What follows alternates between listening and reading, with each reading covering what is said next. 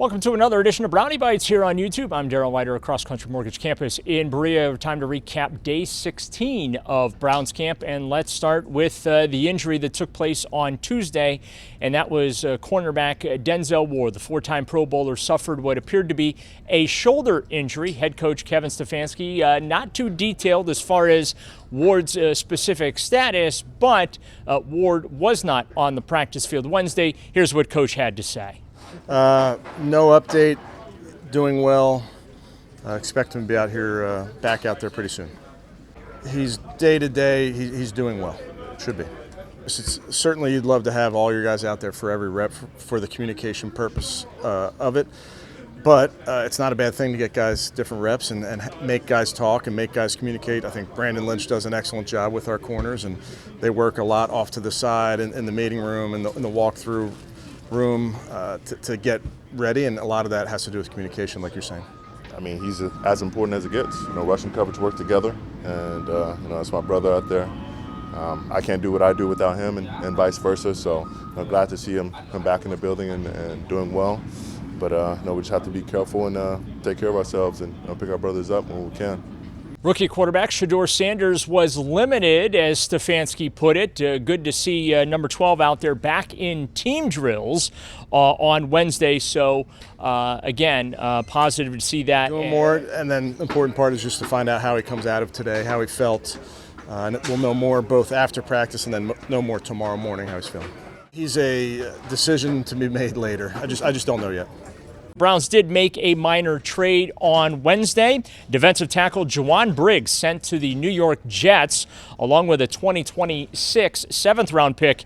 In exchange, Cleveland will receive a 2026 sixth-round pick.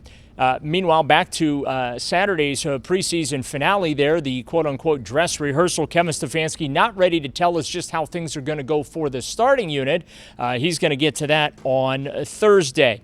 We did get to speak with Myles Garrett, who was at the podium Wednesday morning. Garrett did not want to talk about yet another speeding citation that saw him cited for doing 100 miles per hour in a 60 mile per hour zone. He was asked multiple questions about it, and here's how he responded to those questions. I'd honestly rather talk about football on this team than anything I'm doing off field, other than the back to school, event that I did the other day.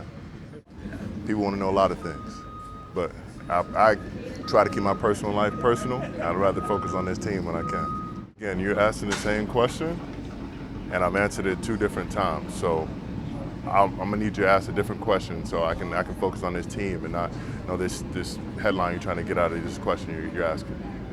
Yes, Garrett did want the conversation focused on football, so let's do that. Let's listen and watch some of Garrett's responses to those football questions, including regarding his evolving leadership on the team, as well as expectations for this defense this coming season, especially that defensive line that at times has looked extremely dominant. I'm definitely ready to play. If my number's called, then I'm definitely suiting up and ready to go. Unfortunately, got the pleasure of going against Lane and Jordan. Those guys are tremendous at what they do, and it's always fun going over there. They receive us well, and it's always great work going against them. They're 2 of the best at their craft. I've heard that from multiple accounts from players and coaches about a bit of a style change I've had this year, and being a bit more minute with the attention I give and details that I bring, and making sure the guys are bringing that same detail to the game. Everybody being on the same page. Just self-driven. It's going to go as far as I want it to go, and we're only as strong as the weakest link. And I feel like I've got to continue to improve and find a way to elevate my teammates, not just myself. I think so.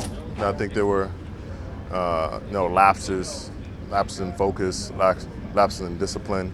When we need to be sharper, whether I was in here or on the field. And I think that it kind of leaks out. How you are every day is how you are when you need to be that person. So I think how we've tightened up the ship and we've sharpened everything. I think we'll continue to get better, and we'll show not only glimpses, but that we were and are that 2023 team. Like I said, just more focused. More willing to be more vocal, and a lot of the guys know me as relaxed. I'm always willing to help mentor or give advice, but also just being, the biggest critic as well. As well as you did it, we can always do it better. I think that way for myself, and I critique myself very thoroughly, and just showing the guys how I think and how I try to improve and try to instill that upon them. The only thing that will stop us is us. As long as we run the calls that that sports gets out there, we're all on the same page. I think the sky's the limit. And we just got to continue to be disciplined in our technique and what we're called to do during that certain play. And I'm happy with the progress that we made and what we can do. And, of course, we did have to get Garrett's thoughts on the quarterback situation. Kevin Stefanski, of course, naming Joe Flacco the starter on Monday. Here's what Garrett had to say about the 40-year-old getting Week 1 against the Bengals. Man, I think, anyone who's doing it over, 35 is special. They always tell you to watch out for an old man in a career where young people dominate and old people die young. So, he having the knowledge that he does, the wisdom that he does, being able to bring that to his room and sharing that with them, helps them, but it always helps us.